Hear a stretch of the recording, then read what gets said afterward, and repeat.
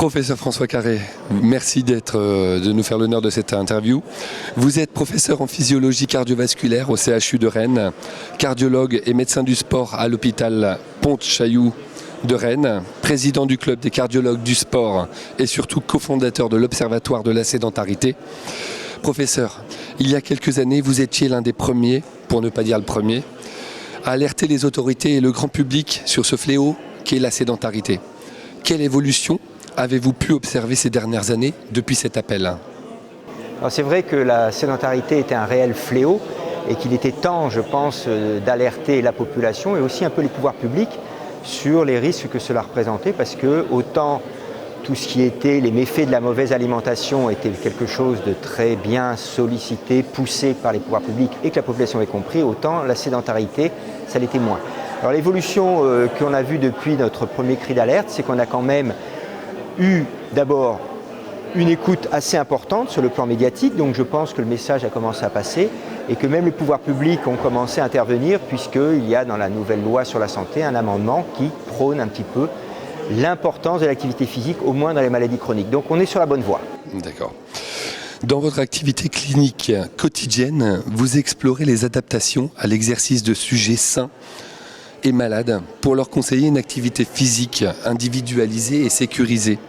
Que retirez-vous de ces expériences au quotidien? Alors il est très important d'explorer effectivement les patients et les sujets sains à l'effort, puisque on sait que meilleure est notre condition physique, notre forme, plus bas est le risque d'être malade, quelles que soient les maladies, et plus longue est l'espérance de vie.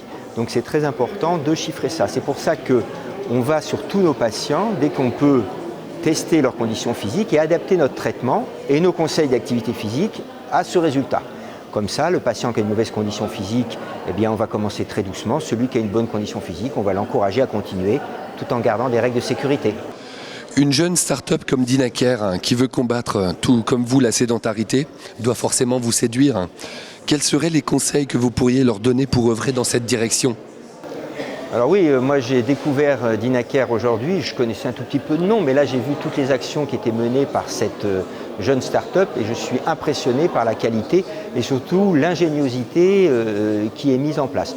Alors le premier conseil que je pourrais donner, c'est continuer, surtout continuer, je crois que c'est le plus important.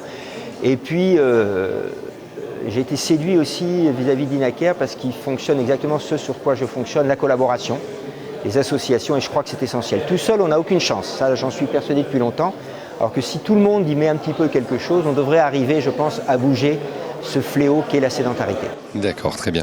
En quoi un produit comme le Dynafit, capteur d'activité performant commercialisé bientôt sur le marché par Dynacare, pourrait modifier le comportement des utilisateurs face à ce fléau qu'est la sédentarité selon vous? Alors le Dynafit, ça va donc être un outil connecté qui va permettre aux gens d'abord de prendre conscience de leur sédentarité, parce que les personnes qui ont un comportement sédentaire ne le savent pas, puisqu'autour d'eux, tout le monde vit comme eux, donc ils sont comme les autres. Donc pour eux, ils sont normaux, entre guillemets.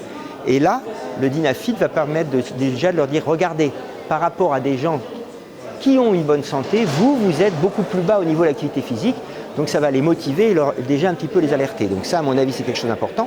Et en plus, c'est quelque chose qui va pouvoir leur montrer les progrès qu'ils font. C'est encourageant, c'est pas facile de changer son mode de vie. Et si on a un système qui nous dit, écoutez, certes, vous avez changé votre mode de vie, mais regardez combien vous avez progressé.